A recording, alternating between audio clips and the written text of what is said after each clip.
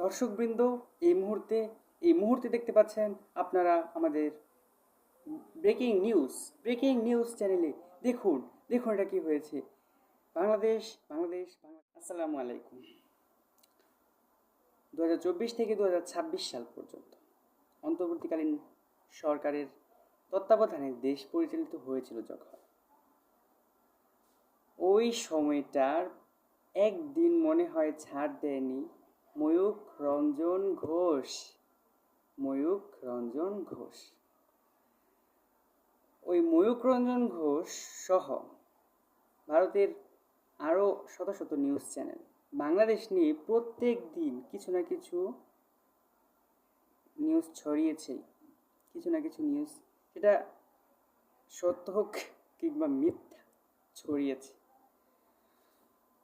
ভারতের যেই নিউজ চ্যানেলগুলো রয়েছে, স্বনামধন্য নিউজ চ্যানেল, যেমন রিপাবলিক বাংলা, কলকাতা নিউজ, আজতাক বাংলা, তারপরে রয়েছে ডেইলি ইন্ডিয়া, ডেইলি স্টার নামে এরকম আর কত কি নিউজ চ্যানেলগুলোতে ডক্টর ইউনূসের আমলে একদিন মনে হয় শান্তিতে থাকতে পারেনি ওই ভারতের নিউজ চ্যানেলের দর্শকরা। বাংলাদেশ নিয়ে প্রত্যেক দিন ওরা কিছু না কিছু বলেছেই, কিছু না কিছু লিখেছেই। ময়ূখ রঞ্জন ঘোষ তো তার স্টেজ কাঁপিয়ে দিয়েছে, লাফাতে লাফাতে কাঁপিয়ে দিয়েছে এই বাংলাদেশকে নিয়ে নিউজ ছড়ানোর সময়। ময়ূখ রঞ্জন ঘোষের প্রত্যেকটা ভিডিও, প্রত্যেকটা নিউজ আমি প্রত্যেক দিন দেখেছি। আজতাক বাংলার নিউজ চ্যানেল প্রত্যেক দিন দেখেছি।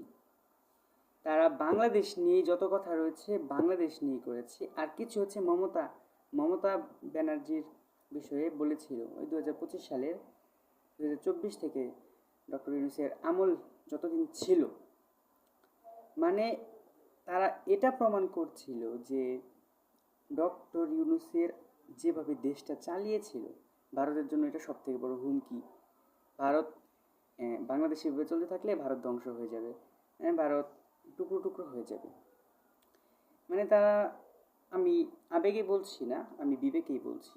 ভারতের যে আজতাক বাংলার মহিলা সাংবাদিক, ওনার চেহারাটা আমি দেখেছি, ভয়ের ছাপ। যখন বাংলাদেশ নিয়ে কথা বলছি যে বাংলাদেশ মুসলমান বানিয়ে ফেলছে হিন্দুদেরকে, সেভেন সিস্টার দখল করবে ইনশাল্লাহ, এরকম একটা টাইটেল দিয়ে তারা নিউজ করেছে। যখন এই নিউজটা তারা যখন প্রচার করছে, তখন আমি দেখেছি যে তার মুখ, ওই মহিলা সাংবাদিকের মুখটা ভয়ে থর থর করছে।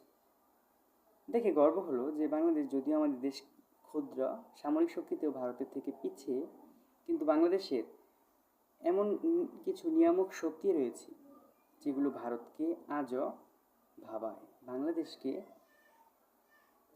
নিয়ে কোনো চাল চেল না, মনে হয় যেন ভারতের কানে সেটা ওই এসে দিয়ে যায়, নরেন্দ্র মোদীর কানে সেটা প্রকৃতি দিয়ে যায় যে বাংলাদেশের দিকে তাকিও না, বাংলাদেশ ছোট হতে পারে কিন্তু ভুলে যেও না বাংলাদেশ একটি সার্বভৌমত্ব শক্তিশালী দেশ। 1971 সালে যেটার প্রমাণ পুরো বিশ্ব দেখেছে, 2024 সালে যেটার প্রমাণ পুরো বিশ্ব দেখেছে।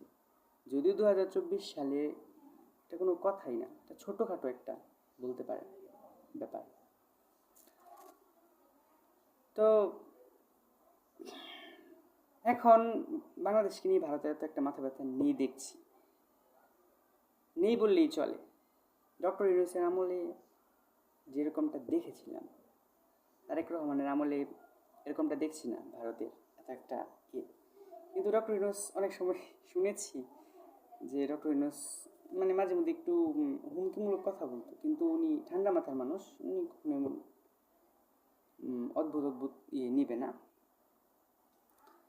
তো ভারত বাংলাদেশকে যে ভয় পায় সেটা আমি নিজের চোখে দেখলাম ওই মহিলা সাংবাদিকের চেহারাটা দেখে। ময়ূখ রঞ্জন ঘোষ সে তো পুরো বেহুশ, স্টেজ ভেঙে ফেলছে লাফাতে লাফাতে। বাংলাদেশের এটা ওটা কত কিছু, এটা করে ফেলছে, ওটা করে ফেলছে। মুসলিম প্রধান দেশ, সবাইকে হিন্দু হিন্দু থেকে মুসলিম বানিয়ে ফেলছে, কত কিছু। তো দেখলাম যে ভারতের কতটা ভীতি বাংলাদেশকে নিয়ে, কতটা মাথা ব্যথা। যেমন আমাদের ভারতকে নিয়ে তেমন একটা মাথা ব্যথা নেই, বাট আমাদের বাংলাদেশকে নিয়ে ভারতের মাথা ব্যথা, তলে তলে কূটনীতি চলছে। ওকে, থ্যাংকস ফর ওয়াচিং।